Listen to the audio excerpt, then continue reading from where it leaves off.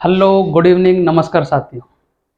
आज अपना टॉपिक रहेगा हाइब्रिडाइजेशन। यह हमारा एक इनऑर्गेनिक के केमिकल बॉन्डिंग चैप्टर का बहुत ही अच्छा कॉन्सेप्ट है, जिससे हमारे क्या है, कोई भी कॉम्पिटिटिव एग्जाम ले लो, चाहे कोई 11th का क्लास का एग्जाम ले लो, उसमें इससे जो क्वेश्चन है वो बनता ही बनता है। तो आज हम बात करेंगे हाइब्रिडाइजेशन। हाइब्रिडाइजेशन का मतलब है हाइब्रिडाइजेशन,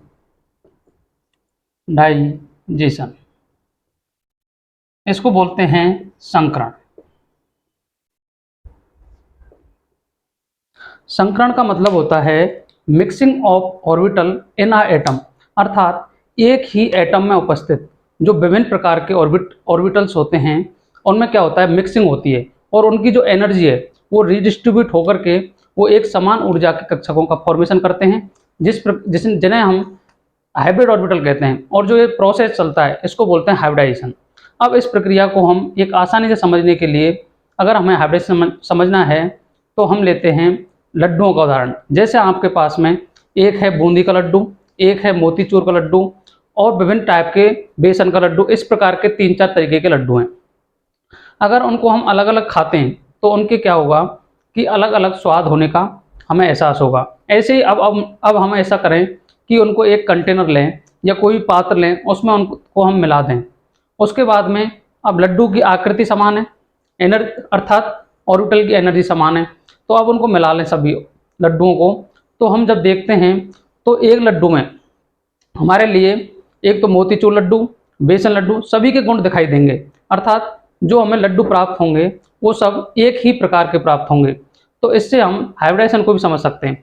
अर्थात हाइब्रिडाइजेशन से पहले कोई भी जो ऑर्बिटल है, एस ऑर्बिटल है, उसका कैरेक्टर अलग है, पी का कैरेक्टर अलग है, डी का कैरेक्टर अलग है। लेकिन जैसे ही ये हाइब्रिडाइजेशन की प्रोसेस से गुजरते हैं, उसके बाद में एस अपने कैरेक्टर खो देता है, पी अपने कैरेक्टर खो देता है, डी अपने कैरेक्टर खो देता है और उन सभी में एक ही प्रकार के कैरेक्टर हमें दिखाई देते हैं। तो हम हाइब्रिडाइजेशन का मतलब है कि देखो, इसकी परिभाषा लिखेंगे तो क्या लिखेंगे, it is a hypothetical process. Hypothetical process अर्थात हाइपोथेटिकल क्यों बोल रहे हैं इसको, क्योंकि हमें अगर ज्योमेट्री पता है, ज्योमेट्री पता होगी, उसके अनुसार ही हम हाइब्रिडेशन ज्ञात करते हैं। जैसे कोई भी स्ट्रक्चर है CH4, तो CH4 की स्ट्रक्चर टेट्राहेड्रल है, तो उसमें संकरण sp3 है, अर्थात sp3 संकरण वाले की जो हाइब्रिडेशन है उसकी ज्योमेट्री टेट्राहेड्रल नहीं होगी। अर्थात ऐसे ही sp3 का अगर मैं देखूं एग्जाम्पल, तो NH3 में भी sp3 हाइब्रिडेशन है और H2 में भी sp3 है। लेकिन अगर हम ज्योमेट्री से अगर हाइब्रिडेशन से अगर ज्योमेट्री का पता करते हैं, तो वाटर की तो होती है वी शेप और NH3 की होती है पैरामिडल और CH4 की होती है टेट्राहेड्रल। तो ज्योमेट्री तो इन सभी की अलग अलग हो गई, शेप तो अलग अलग हो गई और ज्योमेट्री इनकी टेट्राहेड्रल है। तो ज्योमेट्री से हम हाइब्रिडेशन ज्ञात कर सकते हैं। तो इस लिखेंगे इसमें hybridisation is a process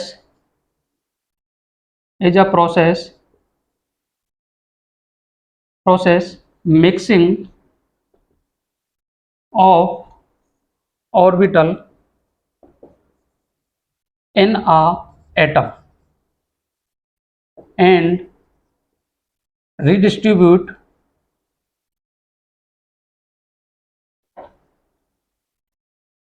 their energy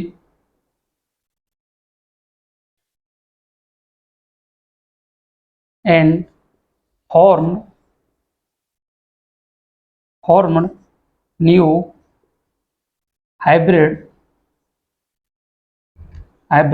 orbital, and this phenomena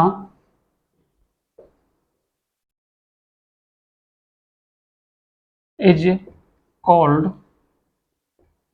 hybridization।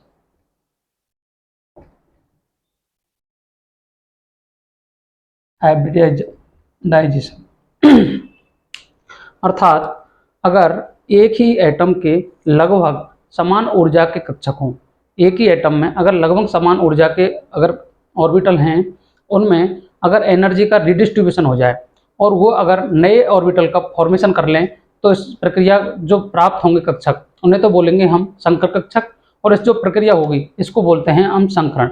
अब संकरण के कुछ कैरेक्टरिस्टिक हैं कि संकरण कौन से ऑर्बिटल देंगे, कौन से ऑर्बिटल भाग लेंगे, कौन से बॉन्ड का फॉर्मेशन करेंगे, क्या क्या करेंगे, वो बात करते हैं हम। तो संकरण में पहली प्रक्रिया है कि संकरण में ना तो इलेक्ट्रॉन भाग लेते हैं, अर्थात इलेक्ट्रॉनों का पार्टिसिपेशन संकरण में नहीं होता है। इसमें जो भाग लेने वाले होते हैं वो होते हैं ऑर्बिटल। अब ऑर्बिटल क्या हो सकते हैं, हाफ फिल्ड हो सकते हैं, फुली फिल्ड हो सकते हैं और बैकेंड हो सकते हैं। तीनों प्रकार के इसमें ऑर्बिटल भाग ले सकते हैं। एक दूसरी बात करता हूं मैं कि जो हाइब्रिडाइजेशन है इसमें क्या है, पाई बॉन्ड का फॉर्मेशन नहीं होता है। इसका एक्सेप्शन है बेंजाइन, अर्थात बेंजाइन में पाई बॉन्ड का फॉर्मेशन हमें देखने को दिखाई देता है क्योंकि उसमें sp2 हाइब्रिडाइजेशन है। लेकिन ज़्यादातर जो मैक्सिमम केसेज हैं उनमें यह सिग्मा बॉन्ड का फॉर्मेशन करता है। तो ये बात हो गई। इसके बाद बात करेंगे कि जो हाइब्रिडाइजेशन वाले जो भी पेरेंट ऑर्बिटल है, पेरेंट ऑर्बिटल अगर 3 भाग ले रहे हैं तो जो न्यू संकर कक्षक बनेंगे, न्यू हाइब्रिड ऑर्बिटल बनेंगे, वो भी हमारे 3 ही प्राप्त होंगे। तो ये 3 बातें हमें हमेशा याद रखनी है।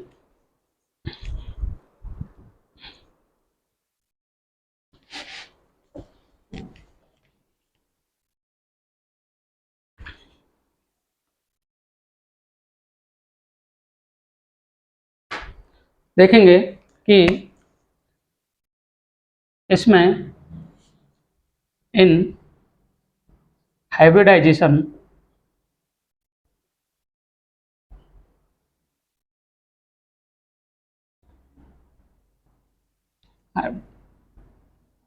इलेक्ट्रॉन नॉट पार्टिसिपेट, अर्थात इसमें इलेक्ट्रॉन पार्टिसिपेशन नहीं होगा।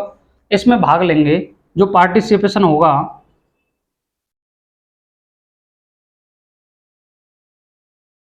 उस होगा बैकेंट orbital, बैकेंट orbital, half filled orbital,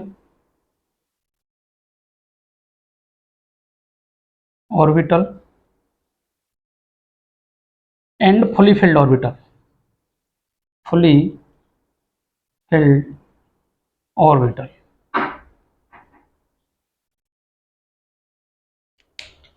second है कि इसमें हाइब्रिडाइजेशन में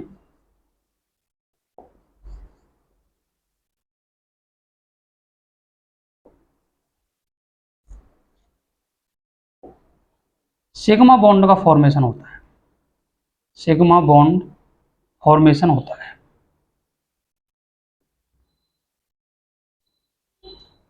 और पाई बॉन्ड का फॉर्मेशन नहीं होता है। इसका जो एक्सेप्शन होगा पाई बॉन्ड वाला वो है बेंजाइन।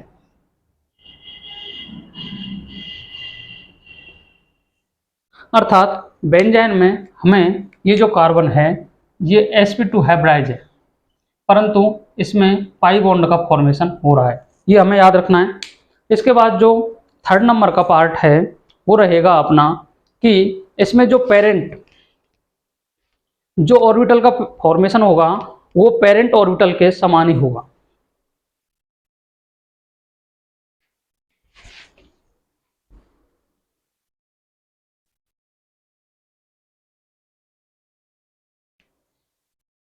थर्ड है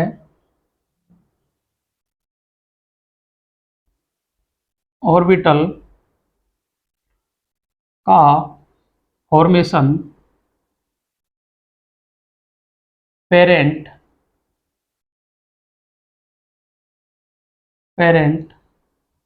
ऑर्बिटल के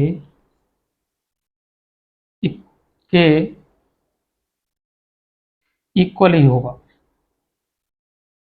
इक्वल ही होगा। अर्थात अगर पेरेंट ऑर्बिटल 2 भाग ले रहे हैं, जैसे s और p, अगर एक s और एक p ले रहा है पेरेंट वाला, तो इसमें जो जनरेशन आएगी अर्थात हाइब्रिडाइजेशन के बाद में जो भी प्रोसेस हमें प्राप्त होगी तो उसमें भी हमें s और p ही प्राप्त होंगे, 2sp प्राप्त होंगे, क्योंकि एक s और एक p ये भी 2 ऑर्बिटल हैं तो ये भी दो न्यू हाइब्रिडाइज्ड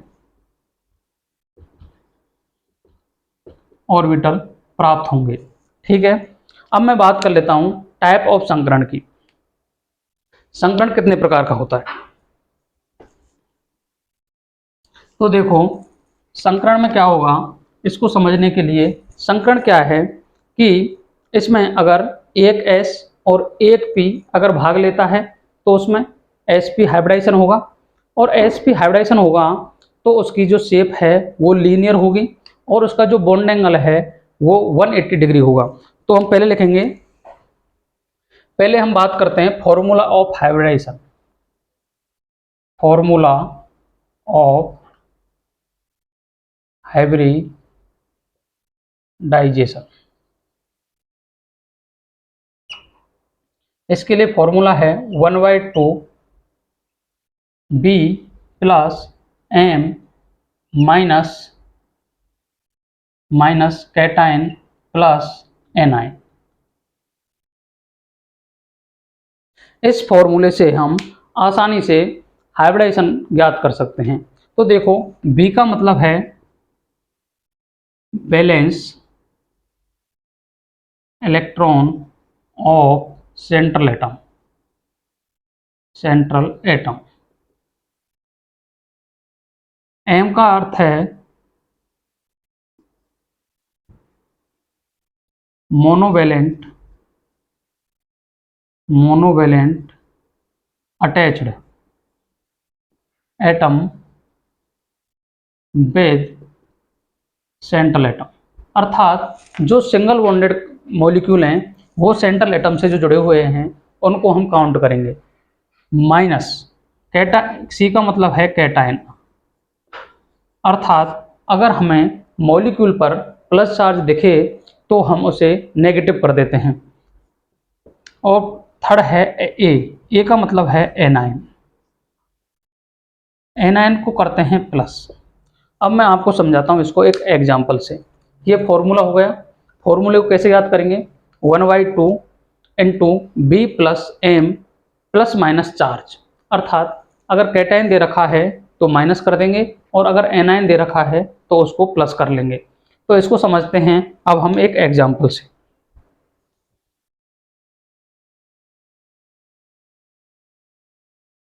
देखिए कि इसमें हमें जो भी सेंट्रल एटम दिखाई देगा वो हमें पी ब्लॉक का दिखाई देगा। तो देखो, एक है boron, carbon, nitrogen, oxygen, fluorine और नियॉन। अर्थात ये हमें हमें दिखाई देंगे। तो बोरॉन, बोरॉन का जो है वो है Np1, NH2 Np1।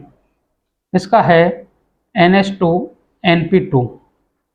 इसका जो इलेक्ट्रॉनिक कॉन्फ़िगरेशन है वो है NH2 Np3।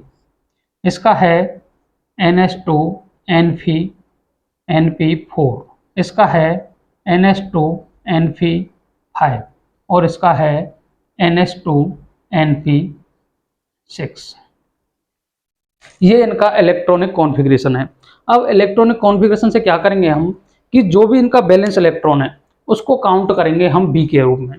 तो देखो, यहाँ बोरॉन अगर दिखाई देता है तो इसके जो इलेक्ट्रॉन काउंट करेंगे बैलेंस वाले वो करेंगे हम 3, कार्बन वाले के करेंगे 4, नाइट्रोजन वाले के करेंगे 5, ऑक्सीजन वाले के करेंगे 6, फ्लोरीन वाले के करेंगे 7 और नियॉन वाला अगर दिखाई देता है तो इसके करेंगे 8। ये बात आपको समझ में आ जानी चाहिए।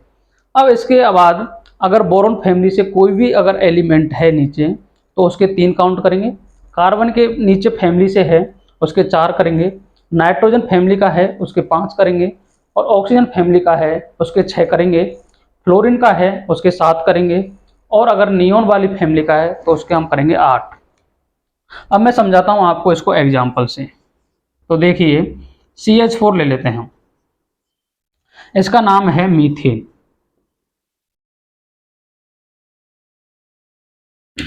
मीथेन को कैसे ज्ञात करेंगे कि जो कार्बन है पहले फॉर्मूले में रखेंगे 1/2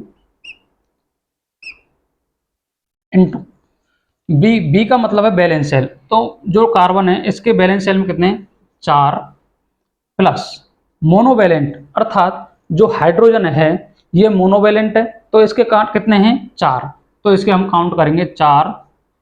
चार्ज कोई सा दिख रहा है -0 प्लस 0, अर्थात कोई चार्ज नहीं दिख रहा, तो इस टर्म को हम हटा देंगे। ठीक है, अब ये हो गए 8/2 इक्वल टू 4। अब 4 के अनुसार जो इसका स्टेरिक नंबर है, इसके अनुसार जो हाइब्रिडाइजेशन होगा इसमें वो होगा sp3, अर्थात इससे जो स्टेरिक नंबर है n, इसको ज्ञात करते हैं n की वैल्यू हमें बता देगी कि इसमें कौन सा हाइब्रिडाइजेशन हमें दिखाई दे रहा है। अगर n की वैल्यू, अब मैं समझाता हूं आपको इसको एग्जाम्पल से आगे, और जिससे आपको संकरण निकालने की प्रक्रिया आसानी से समझ में आ जाएगी। तो हम लेते हैं एग्जाम्पल। ठीक है, पहले लेते हैं हम, देखो फर्स्ट है BeCl2, सेकंड लेता हूं मैं BH3, थर्ड है CH4, फोर्थ है PCl5,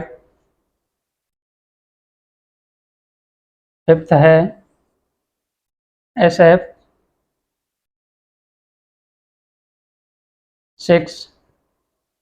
ठीक है, अब देखते हैं इनके लिए हम कैलकुलेट करते हैं n की वैल्यू।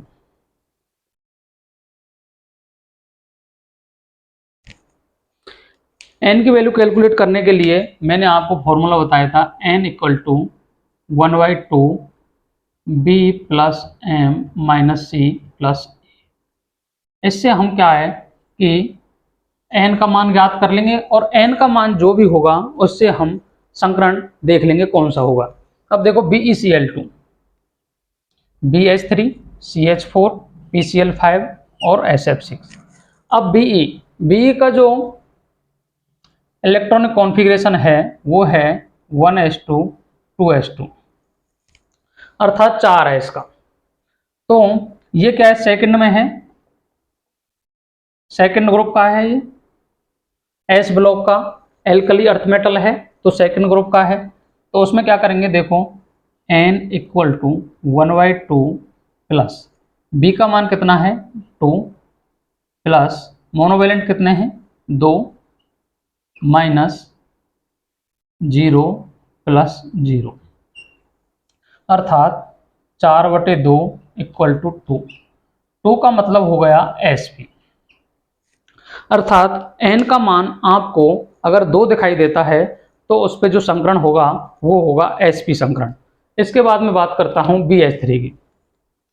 BH3 के लिए क्या करेंगे, बोरॉन का जो बोरॉन है वह 13 ग्रुप का एलिमेंट है, जिसके मैंने आपको बैलेंस शेल बताए में इलेक्ट्रॉन बताए थे 1/2 into 3 plus 3 equal to 6/2 equal to 3, अर्थात n बराबर अगर 3 हमें प्राप्त होता है तो जो संकरण होगा वो होगा sp2, अर्थात इसमें एक s और 2 p ऑर्बिटल है।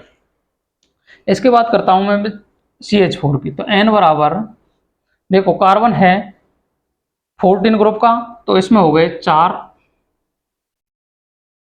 प्लस 4 जुड़े हुए हैं ये hydrogen, 4 plus 4/2 equal to, charge हमें कोई भी दिखाई नहीं दे रहा है इसमें, तो हो गया 8/2 बराबर n बराबर 4। तो जो हाइब्रिडाइजेशन होगा वो होगा अपना sp3। इसके बाद करता हूं मैं PCl5 में। तो PCl5 है 15 ग्रुप का, क्योंकि ये नाइट्रोजन के नीचे आता है फास्फोरस।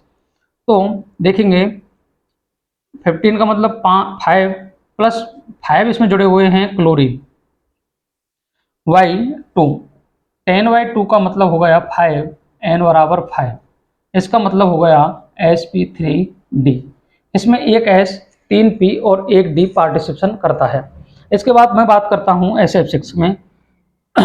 SF6 में क्या होगा कि S का मतलब है N, ऑक्सीजन वाली फैमिली का सल्फर, तो इसमें 6 plus 6/2 upon 12/2 equal to n बराबर 6। इसका मतलब हो गया sp3d2।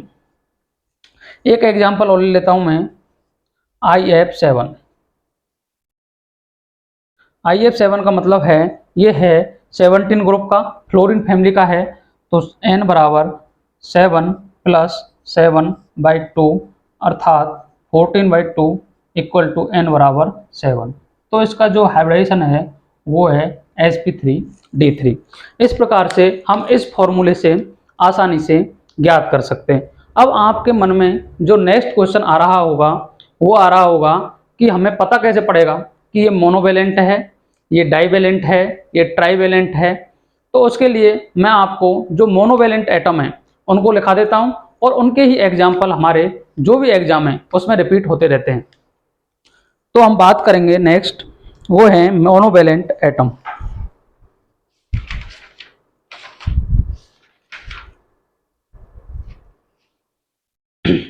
तो मोनोवेलेंट एटम कैसे ज्ञात करेंगे हम?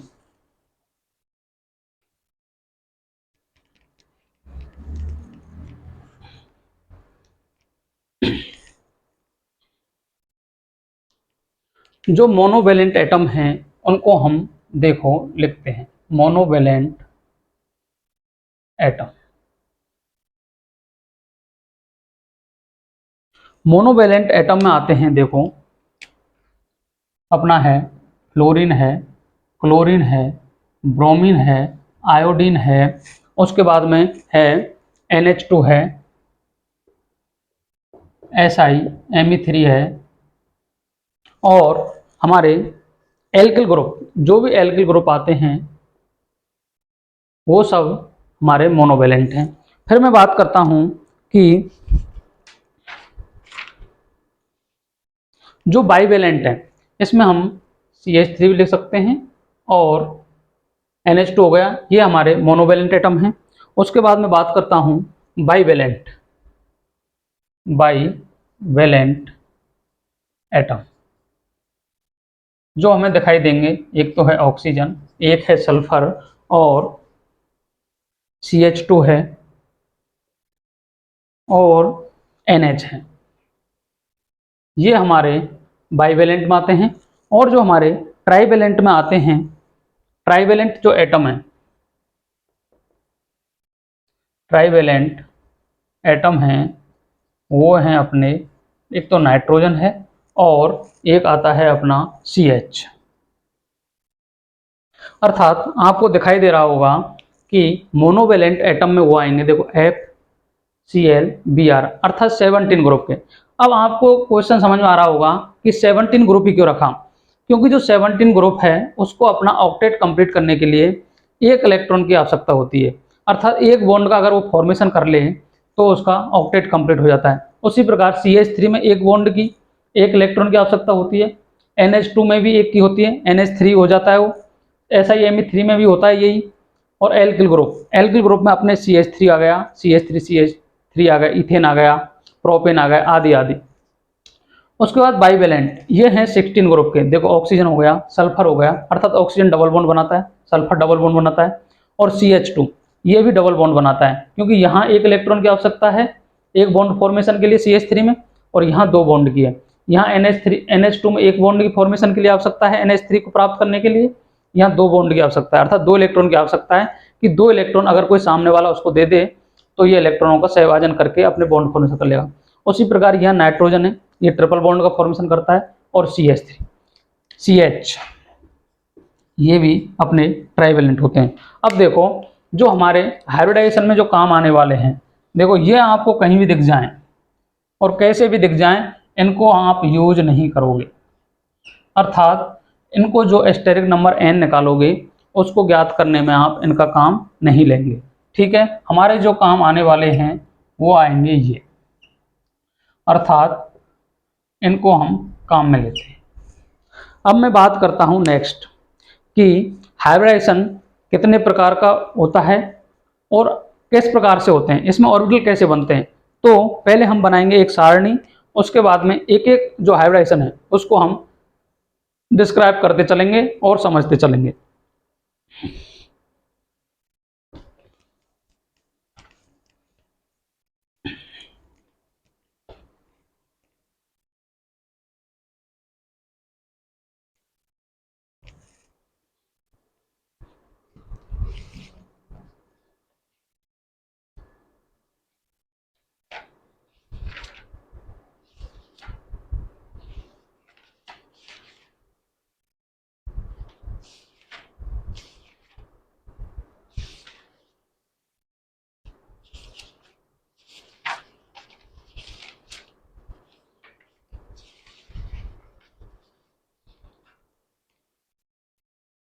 अब देखेंगे हम हाइब्रिडाइजेशन, अर्थात जो पी ब्लॉक वाले एलिमेंट होते हैं सेंट्रल एटम, वो तो हमारे जो एनडी कक्षक होते हैं उनका यूज लेते हैं।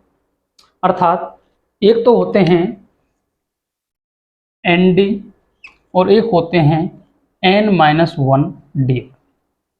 अर्थात हमें जो पढ़ने हैं, हमारे दो प्रकार के हाइब्रिडेशन हमें देखने को मिलते हैं। पहले ये बात हमारे समझ में आ जानी चाहिए। तो देखो इसमें क्या होगा, देखो इसमें क्या होता है कि सबसे पहले जो एनडी है इसमें आपको मिलेगा sp, sp2, sp3, sp3d, sp3d2 और sp3d3। ठीक है, ये तो हमारे जो पी ब्लॉक वाले एलिमेंट्स होते हैं, नॉन मेटल सेंट्रल एटम होंगे तो हमारे संकरण ये दिखाई देंगे। परंतु N-1D में ये जो भी संकरण होगा, जो भी हाइब्रिडाइजेशन होगा, वो हमारा जो कोऑर्डिनेशन केमिस्ट्री है उसके अंतर्गत जो भी जिस प्रकार के जो लिगेंड हैं, लिगेंड से सेंट्रल मेटल आयन की जो भी पेयरिंग और नॉन पेयरिंग इलेक्ट्रॉन होंगे उसके अनुसार N-D और ND, अर्थात ये तो पी ब्लॉक और डी ब्लॉक दोनों दर्शा सकते हैं, परंतु ये जो दर्शाएंगे ये दर्शाएंगे लिगेंड के नेचर के अनुसार। अर्थात जिस प्रकार का लिगेंड होगा, अर्थात वो पेयरिंग करता है तो N-1D काम में आएंगे। अगर नो पेयरिंग नहीं कर पाता है, अर्थात स्ट्रॉन्ग लिगेंड है, तो पेयरिंग होगी जिससे ये काम में आएंगे। अगर पेयरिंग नहीं होगी तो ये काम में आएंगे। तो इसमें देखेंगे कौन से हो सकते हैं। देखो इस वाले में जो होंगे वो हो सकते हैं, देखो sp होगा, sp2 भी होगा, sp3 भी होगा। ठीक है, sp3 में इसमें एक हो सकता है dsp2, एक हो सकता है dsp3, एक हो सकता है d2sp3, एक हो सकता है d3sp3। इस प्रकार के संकरण हमें इसमें देखने को मिल सकते हैं। और इसमें d3s भी हो सकता है और d5s भी हो सकता है और d4s भी हो सकता है। ये हमारे अगर जो मेटल आयन है, अर्थात जो भी लिगेंड है उसके नेचर पर इस प्रकार के संकरण हमें देखने को मिलते हैं। अर्थात उनमें पेयरिंग जैसी घटना होगी, स्ट्रॉन्ग लिगेंड होगा तो पेयरिंग कर देगा तो डी आगे आ जाएगा, अर्थात N-1 वाला डी काम में ले लेंगे। उसके बाद dsp3 हो सकता है, d2sp3 हो सकता है, d3sp3 हो सकता है, d3s हो सकता है, d5s हो सकता है और d4s हो सकता है। इसका जो काम है ये हमारे कोऑर्डिनेशन केमिस्ट्री में काम में आती है। अर्थात इसको हम अभी काम में नहीं लेंगे, हमारा जो मेन मोटो रहेगा वो रहेगा इन ऑर्बिटल का। तो अब मैं एक एक सारणी बनवाता हूँ आपको, उसमें टाइप ऑफ हाइब्रिडेशन लिखते हैं, सेकंड लिखेंगे हम कि उसके अनुसार उसकी ज्योमेट्री क्या होगी और उसमें बॉन्ड एंगल कितना होगा और कौन कौन से ऑर्बिटल भाग लेने वाले हैं। ठीक है, अब हम लिखते हैं, देखो संकरण के प्रकार, type of hybridisation.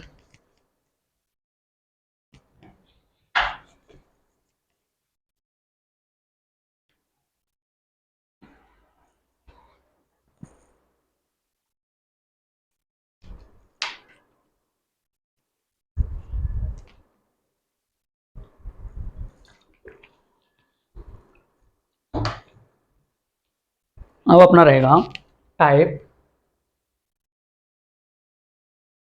Of hybridisation.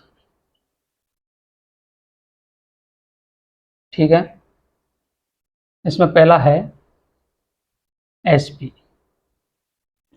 sp के अनुसार जो ज्योमेट्री है, जियोमेट्री, वो क्या होगी,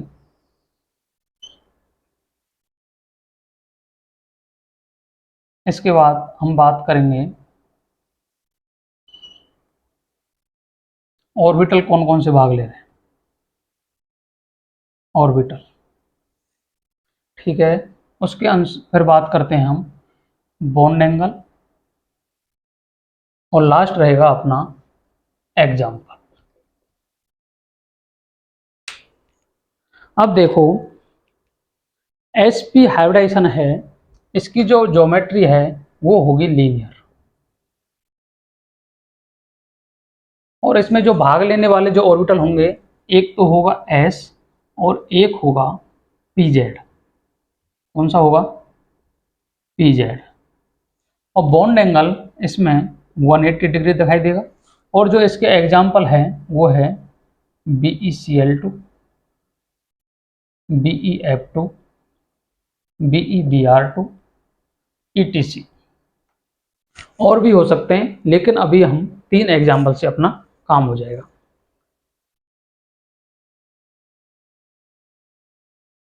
सेकंड बात करता हूं मैं sp2 की। sp2 की जो ज्योमेट्री है वो होगी TP। TP का मतलब है ट्राइगोनल प्लेनर। और जो इसमें काम लेने वाले ऑर्बिटल हैं वो अपने काम लेंगे s, sp में लेंगे, एक तो आएगा s, एक होगा px, एक होगा py। अर्थात sp2 में एक s काम में आएगा, एक px आएगा, एक py आएगा। तो इसके जो बॉन्ड एंगल होगा वो होगा 120 डिग्री का। इसमें हो सकता है अपना BH3, इसमें हो सकता है BF3, BCl3, ETC। इस प्रकार के एग्जाम्पल हमें इसमें दिखाई देंगे। इसके बाद में sp2 के बाद में बात करता हूँ sp3 की। अभी मैं आपको जो जनरल हाइब्रिडाइजेशन है और जो उसकी ज्योमेट्री है उसको कंसिडर कर रहा हूँ। मैं बात जैसे लोन पेयर आएगा उसकी बात मैं आगे करूँगा। तो जैसे इसमें है sp3। sp3 की जो ज्योमेट्री है वो होगी टेट्राहेड्रल।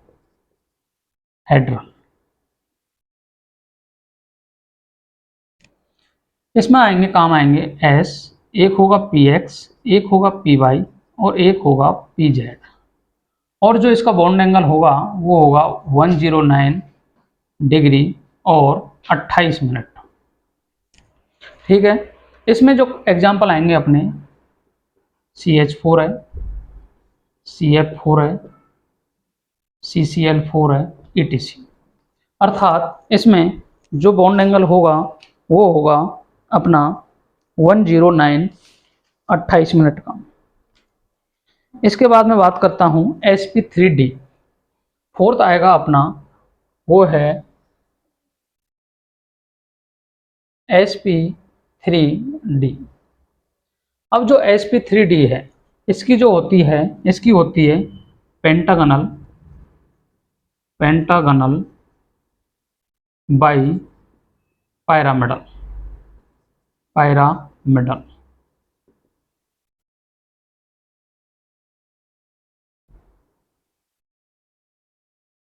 इसकी होती है ट्राइगोनल बाई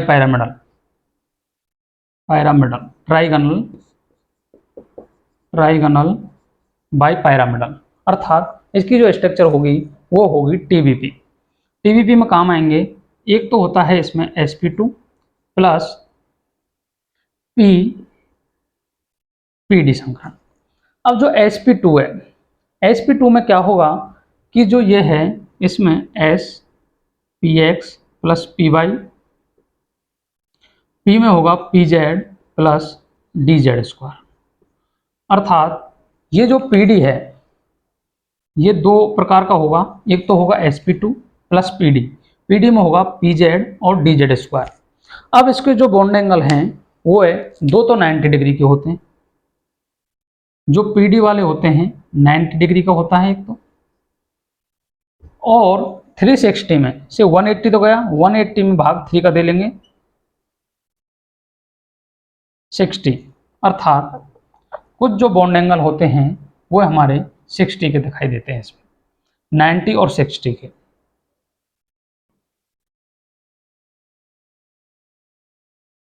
और जो इसके स्ट्रक्चर हैं वो हैं PCl5 है, PbR3 है, ETC। अर्थात इसमें एक SPX-PY होगा और उसके बाद मैं बात करता हूं जो अगला संकरण है अपना वो है sp3 D2। sp3d2 की जो स्ट्रक्चर रहेगी वो रहने वाली है अपनी, वो रहेगी ऑक्टाहेड्रल, अर्थात जो इसकी स्ट्रक्चर है वो रहेगी ऑक्टाहेड्रल, ऑक्टाहेड्रल। इसमें जो काम आएंगे वो आने वाले हैं S, P X, P Y, P Z, एक तो ये काम आएगा। उसके बाद में D X square Y square plus D Z square, ये इसमें काम में आने वाले हैं। इसका जो रहेगा 2 और 3 5 6, अर्थात हर कोण इसमें 6 9, कुछ तो इसमें 90 के होंगे और कुछ 90 से कम होंगे, अर्थात लेस देन 90 होंगे कुछ। इसके जो एग्जाम्पल हैं वो रहने वाले हैं अपने SF6 है, SCl6 है, ETC। लास्ट बचता है इसमें sp3d3, अर्थात इसकी स्ट्रक्चर होती है वह होती है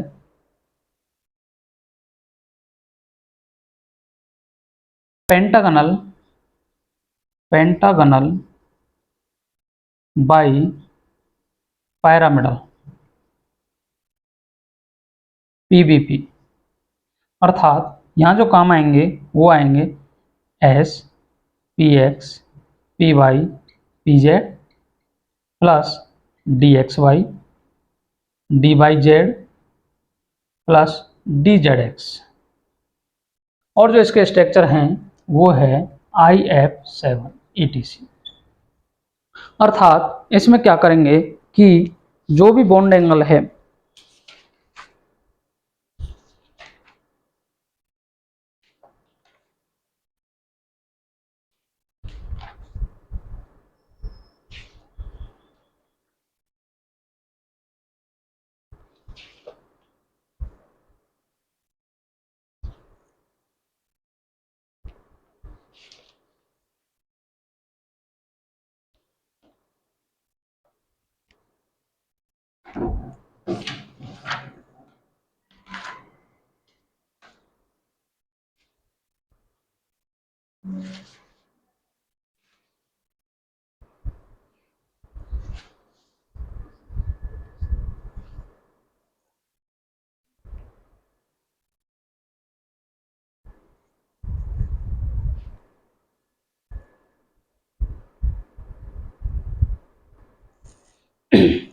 तो मैंने आपको देखो कि आपको SP की जो शेप होगी ये जनरल बात है, अर्थात जो हाइब्रिडाइजेशन है इसकी ये जनरल बात है। इसमें क्या होगा कि लोन पेयर हम कंसिडर नहीं कर रहे हैं, इसमें ओनली हम बॉन्ड पेयर कंसिडर कर रहे हैं जो बिल्कुल जो स्ट्रक्चर आइडेंटिकल है, अर्थात SP संकरण होगा तो उसकी शेप लीनियर ही होगी और वह उसका जो बॉन्ड एंगल है 180 डिग्री होगा, अर्थात उसमें इसके अलावा कुछ भी काम होगा तो वो हम इसमें कंसिडर नहीं कर रहे हैं इस टेबल में, अगली में हम बात करेंगे उसकी। तो देखो अगर SP संकरण है तो उसकी ज्योमेट्री होगी वो है S लीनियर होगी और जो ऑर्बिटल काम आएंगे उसके आएंगे S और PZ और उसका जो बॉन्ड एंगल होगा 180 डिग्री होगा और ये उसके एग्जाम्पल हो जाएंगे BeCl2 है, BeF2 है, BeBr2 है और एग्जाम्पल ETC। अगर वो sp2 है अर्थात तीनों बॉन्ड पेयर हैं, उसमें एक सेंट्रल एटम है और उससे 3 बॉन्ड बने हुए हैं, उसकी मैं बात कर रहा हूँ, तो उसकी जो उसमें जो ऑर्बिटल काम आएंगे वो आएंगे S, PX और PY और उसकी जो शेप होगी वो होगी ट्राइगोनल प्लेनर, अर्थात वह शेप हमारी ऐसी रहने वाली है। देखो यह है ट्राइगोनल प्लेनर की स्ट्रक्चर हो जाएगी। देखो ऐसे अगर दिखाई देगा तो हमें ट्राइगोनल बाई ट्राइगोनल प्लेनर दिखाई देगी। उसके मैं बात करता हूँ sp3। sp3 की जो स्ट्रक्चर है वह होगी टेट्राहेड्रल। टेट्राहेड्रल कैसे होगी कि इसमें देखो इस प्रकार से 3 बॉन्ड तो हमें ऐसे दिखाई देंगे, ठीक है, और एक हमारे आगे आता हुआ दिखाई देगा, एक हमारे आगे आता हुआ दिखाई देगा, अर्थात ये हमारी जो स्ट्रक्चर होगी वह होगी टेट्राहेड्रल। उसके बाद मैं बात करता हूँ sp3d की। sp3d की स्ट्रक्चर है वह है ट्राइगोनल बाई पिरामिडल, अर्थात एक तो इसमें ट्रायंगल बनेगा। देखो इसमें क्या होगा कि देखो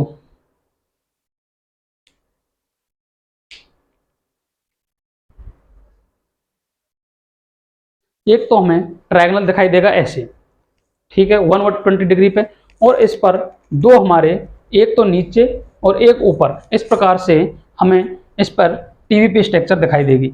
इसके बाद है sp3d। sp3d टू का मतलब है ऑक्टाहेड्रल। ऑक्टाहेड्रल का मतलब है एक प्लेन होगा, उस पर जैसे प्लेन है उसके अनुसार एक इधर, एक लेफ्ट में, एक राइट में, एक लेफ्ट में, अर्थात इसमें जो स्ट्रक्चर है मैं बताता हूँ आपको, वो स्ट्रक्चर ऐसे दिखाई देगी। ये सेंट्रल एटम यों यों ऐसे, और एक 90 डिग्री पर ऊपर नीचे, अर्थात इसमें जो सारे बॉन्ड हैं वो 90 डिग्री के हमें दिखाई देंगे। और जो ट्रायगोनल बाइपिरामिडल है, इसमें जो पिरामिड जो बनाएंगे वो तो होंगे 90 डिग्री पर, और जो प्लेन में होंगे ट्रायगोनल प्लेनर वो sp2 हाइब्रिडाइज होंगे, और उनका जो बॉन्ड एंगल होगा वो 120 डिग्री का होगा। इसके बाद मैंने इसकी बात कर ली है। फिर है sp3d3। ये होती है, इसका जो बॉन्ड एंगल है वो लगभग 72 के करीब प्राप्त होता है, और जो इसकी स्ट्रक्चर है वो है, ज्योमेट्री है वो है पेंटागनल बाइपिरामिडल, और इसका जो एग्जांपल है वो है IF7। तो आज मैंने बात की थी आपसे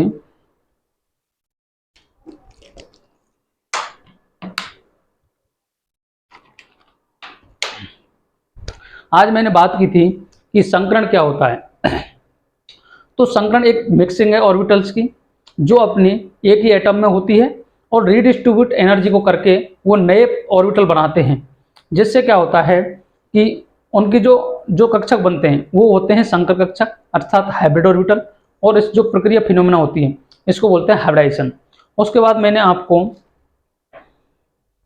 बात की थी एग्जाम्पल की, एन बताया कि संगणक कैसे निकालते हैं। उसके बाद जनरल टेबल बताइए, अर्थात यह एक जनरल टेबल है। इसके बाद मैं जो बात करूंगा वो बात करूंगा कि sp2 में अगर संकरण है उसमें दो बॉन्ड पेयर हों, एक लोन पेयर मिल जाए। टेट्राहेड्रल वाली में बताऊंगा ज्योमेट्री में कि अगर दो बॉन्ड पेयर हैं, एक लोन पेयर है, दो बॉन्ड पेयर है, दो लोन पेयर है। ऐसे में अब जो नेक्स्ट बात करूंगा, एक एक संकरण को बताऊंगा, sp को बताऊंगा, उसके बाद उसकी ज्योमेट्री बताऊंगा, उसकी स्ट्रक्चर बताऊंगा, फिर बॉन्ड एंगल बताऊंगा, फिर उसके एग्जाम्पल हम विद डिटेल करेंगे। और इसके बाद जो बात करूंगा मैं वो है, क्या होगा इसमें आगे कि जो भी एग्जाम्पल हैं उनको हम डिटेल से समझेंगे, और एक जो संकरण निकालना आसान है, क्योंकि आपको अगर बैलेंस सेल याद होना चाहिए और मोनोवैलेंट एटम याद होने चाहिए, दोनों को जोड़ दो, दो का भाग दे दो, उससे आपको संकरण आसानी से ज्ञात हो जाएगा। आज के लिए रखते हैं यहीं तक। Thank you very much, have a good day. Ram Ram साहब।